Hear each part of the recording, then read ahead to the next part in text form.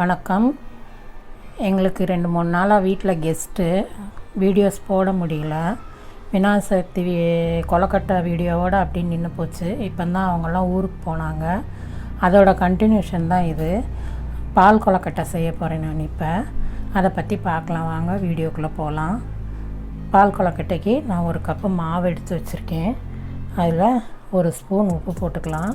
போட்டு நல்லா கலந்துட்டு வெந்நீர் கொதிக்க வச்சுருக்கேன். அதை ஊற்றி நம்ம மாவு பிசையலாம். பிசைஞ்சிட்டு காட்டுறேன் பாருங்கள். மாவு பிசைஞ்சிட்டேன். மாவு எப்படி பிசைகிறோன்ற அந்த வீடியோ வந்து நீங்கள் கொலக்கட்டை வீடியோவில் போய் பார்க்கலாம். அதில் அப்படியே பிசைஞ்சு காட்டியிருப்பேன். இப்போ நாங்கள் கொலக்கட்டையை அதை நான் செய்ய போகிறேன். செஞ்சுட்டு காட்டுறேன். இப்படி சின்னதாக கொஞ்சம் மாவு எடுத்தாலே போதும். அதுக்கு எடுத்து அப்படி உருண்டையாக செஞ்சுக்கலாம். இல்லைன்னா இப்படி நீட்டமாகவும் செஞ்சுக்கலாம். இப்படி நீட்டமாகவும் செஞ்சுக்கலாம். செஞ்சு நம்ம தனியாக ஒரு பிளேட்டில் வச்சுக்கணும். வச்சுட்டு நான் காட்டுறேன் உங்களுக்கு.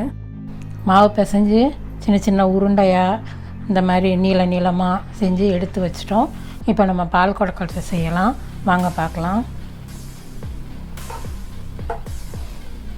பாத்திரம் வச்சு அடுப்பில் பாத்திரம் வச்சு 3 டம்ளர் தண்ணி ஊற்றிருக்கேன்ப்பா. இந்த டம்ளரில் 3 டம்ளர் தண்ணி ஊற்றிருக்கேன். நல்லா கொதித்த உடனே நம்ம அதில் செஞ்சு வச்சுருக்க கொலக்கட்டையை எடுத்து போடலாம்.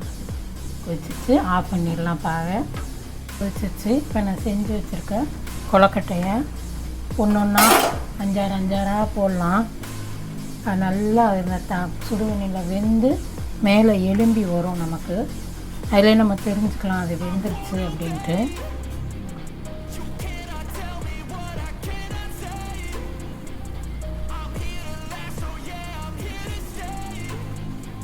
கொஞ்சம் போட்டிருக்கேன், அது வேகட்டும். அடுத்து போடும்போது காட்டுறேன்.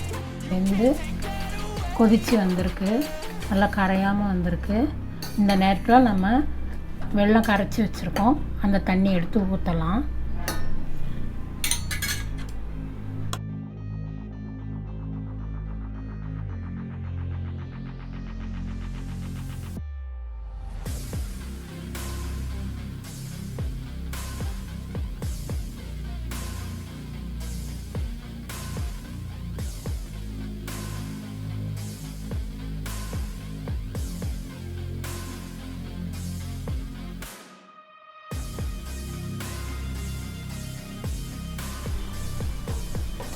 இது ஒரு கொதி வரட்டும். நல்லா ஒரு மிக்ஸி ஜாரில் 1 கப்பு தேங்காய் எடுத்திருக்கேன், 3 ஏலக்காய் எடுத்திருக்கேன். இப்போ இதை அரைச்சிட்டு உங்களுக்கு காட்டுறேன் பாருங்கள். தேங்காயும் ஏலக்காயும் போட்டு நல்லா அடித்து எடுத்து வச்சுருக்கேன். பாருங்கள், வெல்லம் தண்ணி ஊற்றினோடனே கொதிக்குது. அந்த நேரத்தில் நான் 1 ஸ்பூன் அரிசி மாவை தண்ணியில் கலந்து வச்சுருக்கேன். அதை அப்படியே ஊற்றுறேன்.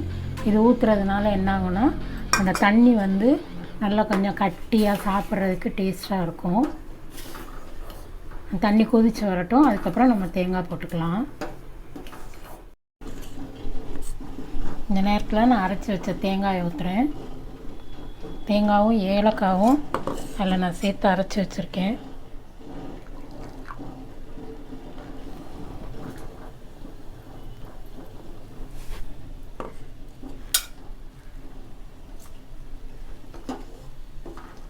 பாருங்கள், நல்லா டேஸ்ட்டாக வந்துடுச்சு. பாருங்கள், பார்க்குறதுக்கு அழகாக இருக்குது.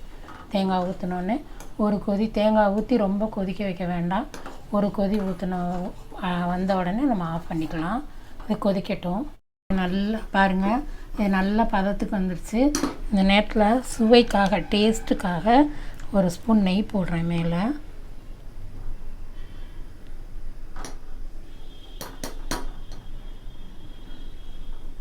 போட்டு இதை அப்படியே ஆஃப் பண்ணி விட்டுடலாம்.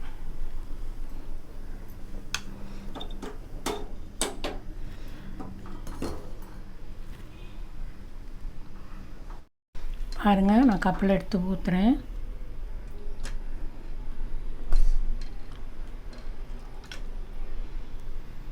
அந்த நெய்யோடு சாப்பிடும்போது நல்ல டேஸ்ட்டாக இருக்கும். கொலக்கட்டை கரையலை,